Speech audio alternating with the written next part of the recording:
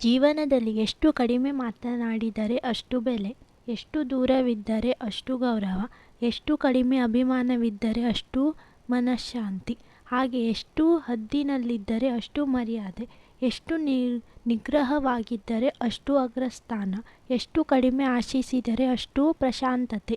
4 ಜನರೊಂದಿಗೆ ಇದ್ದಾಗ ನಾಲಿಗೆಯನ್ನು ಹಿಡಿತದಲ್ಲಿ ಇಟ್ಟುಕೊಂಡರೆ, ಹಾಗೆ ಆವೇಶದಲ್ಲಿದ್ದಾಗ ಆಲೋಚನೆಗಳನ್ನು ಹದ್ದಿನಲ್ಲಿ ಇಟ್ಟುಕೊಂಡರೆ ಜೀವನ ಪ್ರಶಾಂತವಾಗಿ ಸಾಗುತ್ತದೆ. ಬೇಡಿರುವುದನ್ನೆಲ್ಲವನ್ನು ಮಾತನಾಡಿ ಸಮಸ್ಯೆಗಳನ್ನು ಸೃಷ್ಟಿಸಿಕೊಳ್ಳುವುದಕ್ಕಿಂತ ವಿಚಾರ ಮಾಡಿ ಮಾತನಾಡಿದಾಗ ನೆಮ್ಮದಿಯಲ್ಲವೇ? ಕೆಲವು ಬಾರಿ ಮನುಷ್ಯ ಆವೇಶಭರಿತನಾದಾಗ ತಾನು ಮಾಡುವ ಆಲೋಚನೆಗಳು ಹಾಗೂ ನಡವಳಿಕೆಯಲ್ಲಿ ಬಹಳ ಜಾಗ್ರತೆಯಿಂದ ಇರುವುದು ತುಂಬ ಮುಖ್ಯ. ಜಾಗ್ರತೆ ವಹಿಸದಿದ್ದರೆ ಅನಾಹುತಗಳೇ ಸಂಭವಿಸುತ್ತದೆ.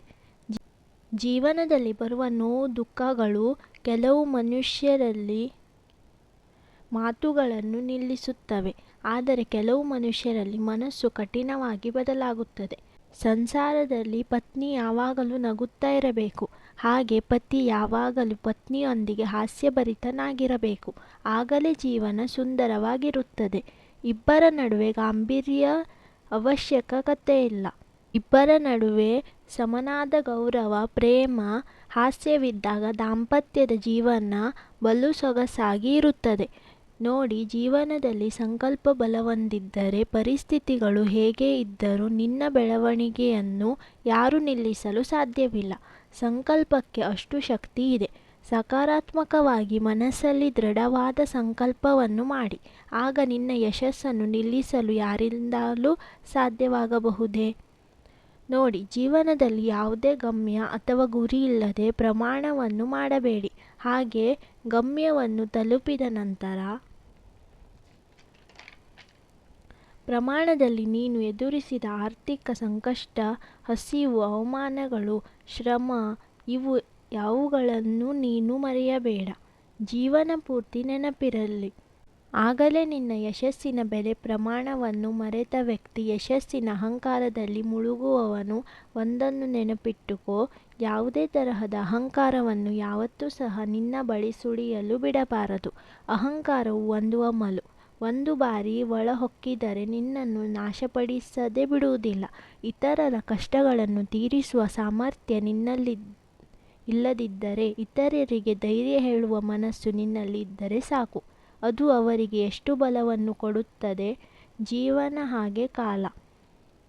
ನಿನಗೆ ಅತ್ಯಂತ ಉತ್ತಮವಾದ ಗುರುಗಳು ಸಮಯವನ್ನು ಯಾವ ರೀತಿ ಉಪಯೋಗಿಸಬೇಕು ಅನ್ನೋದು, ಸಮಯವನ್ನು ಯಾವ ರೀತಿ ಉಪಯೋಗಿಸಬೇಕು ಅನ್ನೋದು ಜೀವನ ಹೇಳಿಕೊಡುತ್ತದೆ. ಹಾಗೆ ಜೀವನ ಎಷ್ಟು ಅಮೂಲ್ಯವಾದುದು ಎಂದು ಕಾಲವು ಹೇಳುತ್ತದೆ. ನಿಮ್ಮ ಜೀವನದಲ್ಲಿ ಈ ಕ್ಷಣವು ಕಷ್ಟಕರವಾಗಿದೆ ಮತ್ತು ಈ ಸಮಯವು ಕೆಡುವಾಗಿದೆ ಎಂದರೆ ಸ್ವಲ್ಪ ಸಹನೆ ಇರಲಿ, ತಾಳ್ಮೆ ಇರಲಿ. ದುಡುಕಿ ಯಾವುದೇ ನಿರ್ಧಾರ ತೆಗೆದುಕೊಳ್ಳಬೇಡ. ಆ ಸಮಯದಲ್ಲಿ ಎಲ್ಲ ನಿರ್ಧಾರಗಳು ತಪ್ಪಾಗುವ ಸಂಭವವೇ ಹೆಚ್ಚು. ಏಕೆಂದರೆ ಅವೆಲ್ಲವೂ ಆವೇಶದಿಂದ ದುಡುಕಿ ತೆಗೆದುಕೊಂಡ ನಿರ್ಧಾರಗಳು. ಕಷ್ಟದ ಸಮಯದಲ್ಲಿ ಬೇಕಾಗಿರುವುದು ದೃಢವಾದ ಸಹನೆ, ತಾಳ್ಮೆ. ನನಗೆ ಅರ್ಥವಾಗುತ್ತದೆ. ಆ ಸಂದರ್ಭದಲ್ಲಿ ಸಹನೆಯಿಂದ ಇರುವುದು ಒಂದು ತಪಸ್ಸೇ ಸರಿ ಎಂದು. ಆದರೂ ಅದು ಅನಿವಾರ್ಯವಲ್ಲವೇ? ಮನಸ್ಸಿಗೆ ತಿಳಿಯಪಡಿಸಿ ಒಂದು ನಕಾರಾತ್ಮಕ ಯೋಚನೆಗಳಿಗೆ ಕಡಿವಾಣ ಹಾಕಿ ಆ ಸಮಯ ಕಳೆದು ಹೋಗುತ್ತದೆ. ಆ ಕ್ಷಣ ನಮ್ಮ ಜೀವನ ಗತವಾಗುತ್ತದೆ. ಯಾರಾದರೂ ದುಃಖ ಮತ್ತು ಕಷ್ಟದ ಸಮಯವನ್ನು ತಾಳ್ಮೆಯಿಂದ ಕಳೆಯುವರೋ ಅವರು ಖಂಡಿತವಾಗಿಯೂ ಸಂತೋಷದ ಕ್ಷಣಗಳಿಗೆ ಹತ್ತಿರವಾಗುವವರು. ವಯಸ್ಸಲ್ಲಿದ್ದಾಗ ಕಷ್ಟಪಡುವುದಕ್ಕೆ ನಾಚಿಕೆ ಪಟ್ಟುಕೊಂಡರೆ ವಯಸ್ಸಾದ ಮೇಲೆ ಎಲ್ಲರ ಮುಂದೆ ಬದುಕುವುದಕ್ಕೆ ನಾಚಿಕೆ ಬೇಕಾಗುತ್ತದೆ. ಕೆಲಸಗಳಲ್ಲಿ ಮೇಲು ಕೀಳು ಅನ್ನೋ ಭಾವ ಬೇಡ. ಯಾವುದೇ ಕೆಲಸವನ್ನು ನ್ಯಾಯ ನೀತಿಯಿಂದ ಶ್ರದ್ಧೆಯಿಂದ ಮಾಡುವ ಎಲ್ಲ ಕೆಲಸಗಳು ಗೌರವ ಅರ್ಹ. ಖಂಡಿತವಾಗಿಯೂ ಆ ಕೆಲಸ ನಿನಗೆ ಯಶಸ್ಸನ್ನು ತಂದುಕೊಡುತ್ತದೆ. ಆ ನೆಲದಲ್ಲಿ ಮಾಡುವ ಕೆಲಸದ ಮೇಲೆ ವ್ಯಕ್ತಿಗಳಿಗೆ ಗೌರವ ಕೊಡುವ ಸಂಪ್ರದಾಯವಿದೆ.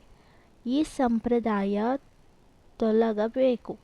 ನ್ಯಾಯ ನೀತಿ ಶ್ರದ್ಧೆಯಿಂದ ಮಾಡುವ ಎಲ್ಲ ಕೆಲಸಗಳು ದೇವರ ಪೂಜೆಗೆ ಸಮಾನ ಯಾರಾದರೂ ಎಲ್ಲ ಕೆಲಸಗಳನ್ನು ಗೌರವಿಸುವರೋ ಆ ವ್ಯಕ್ತಿ ದೇವರ ಮೆಚ್ಚುಗೆಗೆ ಪಾತ್ರನಾಗುವನು.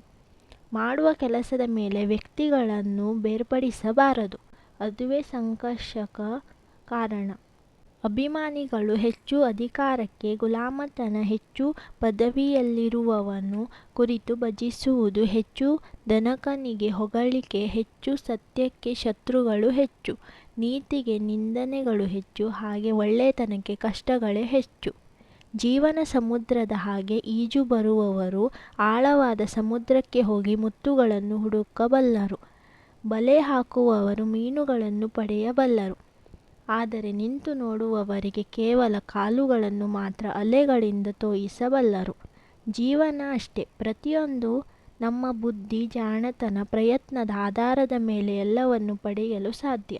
ಬಾಂಧವ್ಯ ಅನ್ನುವುದು ಯಾವತ್ತೂ ಕೂಡ ಭರಿಸಲಾಗದಷ್ಟು ಭಾರವೇನೂ ಅಲ್ಲ, ಹಾಗೆ ಬಿಡಿಸಿಕೊಳ್ಳುವಷ್ಟು ಬೆಲೆ ಇಲ್ಲದಿರುವುದೇನೂ ಅಲ್ಲ. ಬಾಂಧವ್ಯ ಅನ್ನುವುದು ಯಾವತ್ತೂ ಕೂಡ ಮೌಲ್ಯವಾಗಿರುವುದು. ಸ್ವಲ್ಪ ಭರಿಸಿದರೆ ಬಲವಾಗುತ್ತದೆ. ಅರ್ಥ ಮಾಡಿಕೊಳ್ಳಲು ಸಾಧ್ಯವಾದರೆ ಅದರ ಮೌಲ್ಯ ಬೆಳೆಯುತ್ತದೆ.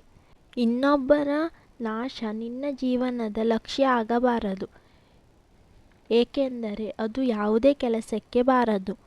ಒಂದು ವ್ರತಪ್ರಯತ್ನ ದ್ವೇಷದಿಂದ ನೀನು ಸಾಧಿಸಿದ್ದು ಏನೂ ಇಲ್ಲ. ಬರೀ ನಿದ್ರೆಯಿಲ್ಲದ ರಾತ್ರಿಗಳು, ಅಸೂಯೆಯಿಂದ ನೀನು ಸಂಪಾದಿಸಿರುವುದು ಕೇವಲ ಶೂನ್ಯ ಮಾತ್ರವೇ. ನಿನ್ನ ಸಮಯವೆಲ್ಲ ಬರೀ ಇವುಗಳಿಂದಲೇ ಕಳೆದು ಹೋಗಿದೆ. ಜೀವನದ ಕೊನೆಯ ದಿನಗಳಲ್ಲಿ ಸೇರುವಷ್ಟರಲ್ಲಿ ಕೇವಲ ಶೂನ್ಯ ಮಾತ್ರವೇ ಉಳಿದಿರುತ್ತದೆ. ಧೈರ್ಯದಿಂದ ಇರು, ಶಾಂತಿಯಿಂದ ಇರು, ಸಮಾಧಾನದಿಂದ ಇರು. ಖಂಡಿತವಾಗಿಯೂ ಎಲ್ಲವೂ ಒಳ್ಳೆಯದೇ ಆಗುತ್ತದೆ.